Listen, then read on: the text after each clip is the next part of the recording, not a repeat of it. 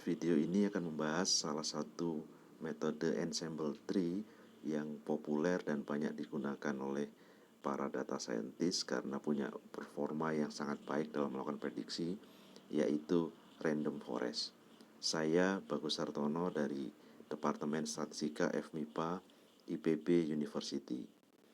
Bagi Anda yang sudah familiar dengan ensemble tree, random forest pada dasarnya adalah pengembangan dari teknik bagging, bootstrap and aggregating. Yang tertarik untuk melihat algoritma dasar dari bagging dapat melihat video lain dari channel ini.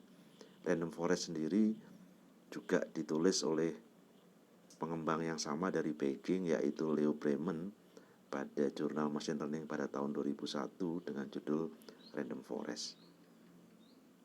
Secara umum kita bisa katakan bahwa pendekatan ensemble itu umumnya akan lebih efektif dalam meningkatkan performa prediksi kalau antar model atau base learner, dan dalam hal ini kita bicara base learnernya adalah pohon klasifikasi, itu cenderung bersifat saling bebas. Yang menjadi persoalan adalah pada algoritma bagging, antar pohon itu bentuknya cenderung mirip, sehingga korelasi antar pohon klasifikasi biasanya cukup besar. Nah, yang dilakukan random forest ini adalah berupaya memperoleh pohon-pohon yang berbeda. Dengan demikian antar pohon bersifat lebih saling bebas, dan karena saling bebas itu kita berharap akurasi prediksi klasifikasinya menjadi lebih baik, lebih tinggi dibandingkan bagging. Kalau kita ingat kembali algoritma dasar dari ensemble tree yang berbasis pada bagging, ini kira-kira adalah kalau kita punya sebuah dataset, kita tidak langsung mendapatkan pohon dari data training ini, tapi kita ambil sampel secara bootstrap, yaitu sampel with replacement, untuk mendapatkan data yang pertama. Kemudian kita dapatkan dari data yang pertama, kita jalankan algoritma pohon klasifikasi untuk mendapatkan pohon yang pertama. Dan ini kita ulangi tahapan bootstrap dan pembuatan pohon ini untuk dapat pohon yang kedua, yang ketiga, dan seterusnya sampai ke K. Umumnya K yang digunakan pada random forest cukup besar, 500 hingga 1000, kira-kira begitu. Kemudian untuk melakukan prediksi, yang dilakukan adalah dari setiap pohon kita akan dapatkan prediksi untuk setiap individu, dan prediksinya bisa saja berbeda. Kemudian selanjutnya prediksi kelas akhir bagi individu tersebut kita gabungkan dengan cara mengagregasi. Yang umum dikerjakan adalah majority vote atau suara terbanyak. Kelas mana yang diprediksi paling banyak oleh pohon-pohon itu adalah prediksi akhir. Jadi ini algoritma dasar dari bagging yang diadopsi oleh random forest. Kemudian bedanya di mana antara bagging dengan random forest? Perbedaannya terletak pada proses splitting pada pembentukan pohon. Ingat, pada saat kita membuat pohon, data set itu kita split menggunakan variabel yang terbaik.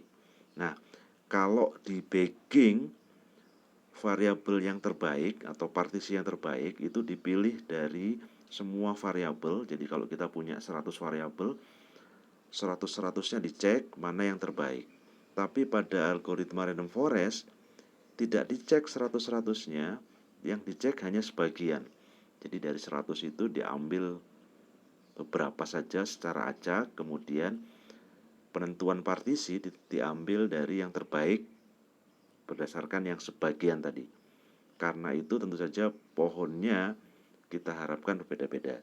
Yang sering disarankan adalah kalau kita punya P buah variabel prediktor, pemilihan skatan atau splitting terbaik itu disarankan hanya menggunakan akar kuadrat dari P saja. Jadi kalau 100 kita pakai 10 saja di setiap kali skatan.